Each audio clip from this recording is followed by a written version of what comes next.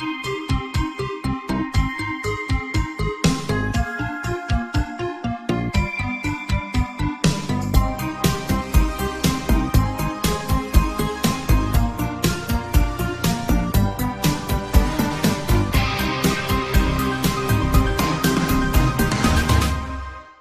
Biopunk Manifesto. Years after a virus wiped out a third of humans and animals, this was found. Sometimes the best ideas raise the most questions. Scientific literacy is necessary for a functioning society in the modern age. Scientific literacy is not science education. A person educated in science can understand science, a scientifically literate person can do science. Scientific literacy empowers everyone who possesses it to be active contributors to their own health care, the quality of their food, water, and air, their very interactions with their own bodies and the complex world around them. Society has made dramatic progress in the last 100 years toward the promotion of education, but at the same time, the prevalence of citizen science has fallen. Who are the 20th century equivalents of Benjamin Franklin, Edward Jenner, Marie Curie, or Thomas Edison? Perhaps Steve Wozniak, Bill Hewlett, Dave Packard, or Linus Torvalds, but the scope of their work is far narrower than that of the natural philosophers who preceded them. Citizen science has suffered from a troubling decline in diversity, and it is this diversity that biohackers seek to reclaim. We reject the popular perception that science is only done in million-dollar university, government, or corporate labs. We assert that the right of freedom of inquiry, to do research and pursue understanding under one's own direction, is as fundamental a right as that of free speech or freedom of religion.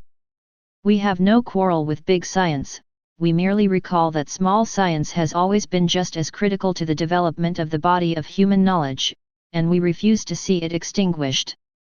Research requires tools, and free inquiry requires that access to tools be unfettered. As engineers, we are developing low-cost laboratory equipment and off-the-shelf protocols that are accessible to the average citizen. As political actors, we support open journals, open collaboration, and free access to publicly funded research, and we oppose laws that would criminalize the possession of research equipment or the private pursuit of inquiry. Perhaps it seems strange that scientists and engineers would seek to involve themselves in the political world, but biohackers have, by necessity, committed themselves to doing so. The lawmakers who wish to curtail individual freedom of inquiry do so out of ignorance and its evil twin, fear the natural prey and the natural predator of scientific investigation, respectively. If we can prevail against the former, we will dispel the latter. As biohackers, it is our responsibility to act as emissaries of science, creating new scientists out of everyone we meet. We must communicate not only the value of our research, but the value of our methodology and motivation, if we are to drive ignorance and fear back into the darkness once and for all. We the biopunks are dedicated to putting the tools of scientific investigation into the hands of anyone who wants them. We are building an infrastructure of methodology, of communication, of automation, and of publicly available knowledge. Biopunks experiment. We have questions, and we don't see the point in waiting around for someone else to answer them.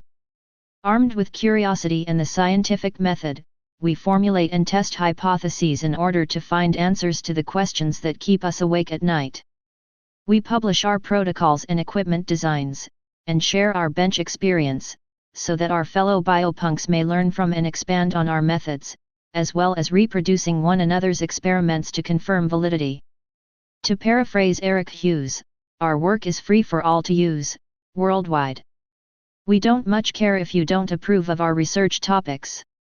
We are building on the work of the cypherpunks who came before us to ensure that a widely dispersed research community cannot be shut down. Biopunks deplore restrictions on independent research, for the right to arrive independently at an understanding of the world around oneself is a fundamental human right. Curiosity knows no ethnic, gender, age, or socio-economic boundaries, but the opportunity to satisfy that curiosity all too often turns on economic opportunity, and we aim to break down that barrier. A 13-year-old kid in South Central Los Angeles has just as much of a right to investigate the world as does a university professor. If thermocyclers are too expensive to give one to every interested person, then we'll design cheaper ones and teach people how to build them. Biopunks take responsibility for their research. We keep in mind that our subjects of interest are living organisms worthy of respect and good treatment, and we are acutely aware that our research has the potential to affect those around us. But we reject outright the admonishments of the precautionary principle, which is nothing more than a paternalistic attempt to silence researchers by inspiring fear of the unknown. When we work, it is with the betterment of the community in mind, and that includes our community, your community, and the communities of people that we may never meet. We welcome your questions, and we desire nothing more than to empower you to discover the answers to them yourselves. The biopunks are actively engaged in making the world a place that everyone can understand. Come, let us research together. Stay paranoid, my friends.